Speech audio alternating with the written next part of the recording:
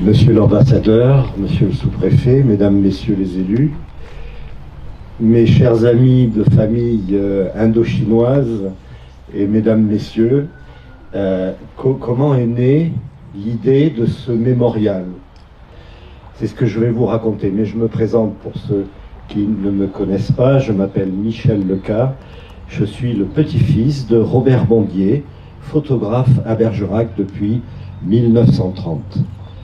Et mon grand-père a photographié toute la vie bergeracoise, qu'elle soit sportive, culturelle, politique, religieuse. Il a constitué ainsi un fonds de près de 150 000 photographies. Quand j'ai pris sa succession en 1977, je savais que ces trésors étaient présents au-dessus de ma tête dans le grenier de la boutique, mais ce n'est que au début des années 2000 que j'ai commencé à sortir ces images de l'oubli, et avec un petit groupe d'amis, j'avais constitué une association patrimoine photographique en Bergeracois, et avec ce petit groupe d'amis, nous avons commencé à numériser ces trésors et avec l'idée de créer un site internet. C'est alors que j'ai découvert des centaines de boîtes qui portaient un nom, Anamite. Je ne savais pas à l'époque ce que c'était, je l'ai découvert bien sûr après, et elles contenaient des milliers de plaques de verre et de négatifs qui représentaient toutes des jeunes hommes asiatiques. Ces photos se divisaient en deux groupes. D'une part, des reportages effectués par mon grand-père à l'intérieur de la poudrerie, et d'autre part, des centaines et des centaines de portraits de ces hommes qui venaient se faire photographier dans le studio de mon grand-père par groupe de 5 ou 6. Les regards pleins de tristesse, de résignation, voire de colère de ces hommes faisaient écho à leurs tristes conditions que je commençais à découvrir avec beaucoup d'émotion. Et en tant que Bergeracois, j'ai eu envie de rendre hommage à ces hommes qui avaient souffert ici sur le territoire. Je ne savais pas encore quelle forme cela pouvait prendre. C'est à l'occasion d'un voyage que cette idée de mosaïque a germé. Et je visitais un musée dans lequel il y avait un immense dessin sur un mur qui faisait peut-être 10 mètres de large.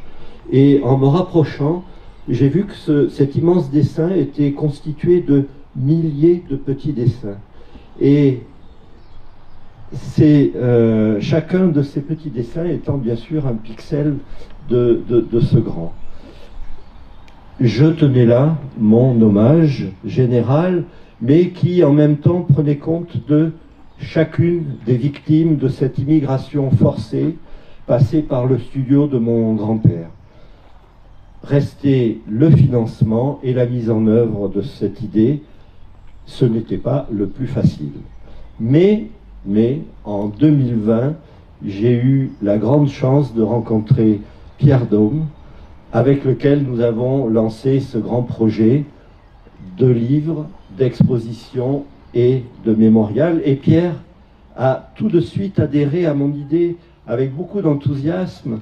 Et cet enthousiasme a été communicatif, car toutes les collectivités que nous avons sollicitées ont répondu positivement, et je les en remercie bien sincèrement.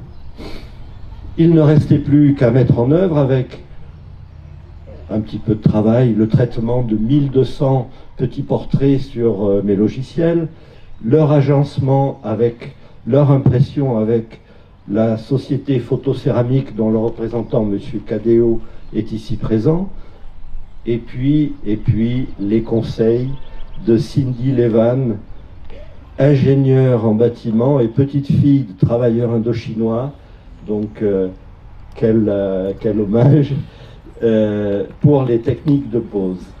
Et puis, bien sûr, les services techniques de la commune de Creil pour la pose elle-même. Inutile de vous dire que c'est pour moi un grand moment d'émotion, que de voir se réaliser cette idée qui a 10 ans aujourd'hui et qui est un hommage à ces oubliés de l'histoire. Un QR code est placé sur la plaque d'information que nous allons découvrir et il permet de visualiser l'intégralité des portraits présents ici sur ce mémorial. Et ce serait pour moi un grand honneur, monsieur l'ambassadeur, si des familles de votre pays pouvaient y reconnaître un père, un grand-père, et me contacter afin de sortir tous ces portraits de l'anonymat. Je vous remercie.